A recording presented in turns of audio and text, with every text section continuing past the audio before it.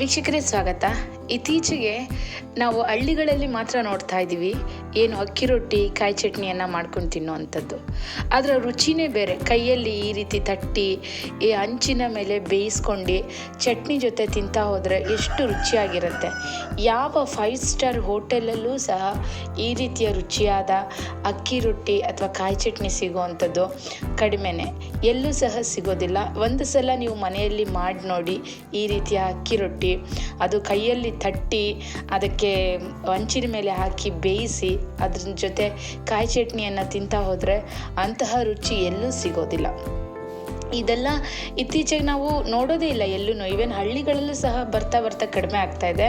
ಆದರೆ ನಮ್ಮ ಅಜ್ಜಿ ಅಥವಾ ಹಳೆ ಕಾಲದವ್ರು ಏನಿದ್ದಾರೆ ಅವ್ರು ಈಗಲೂ ಸಹ ಅದನ್ನು ಮಾಡ್ಕೊಂಡು ಹೋಗ್ತಾ ಇದ್ದಾರೆ, ಮುಂದುವರ್ಸ್ಕೊಂಡು ಹೋಗ್ತಾ ಇದ್ದಾರೆ.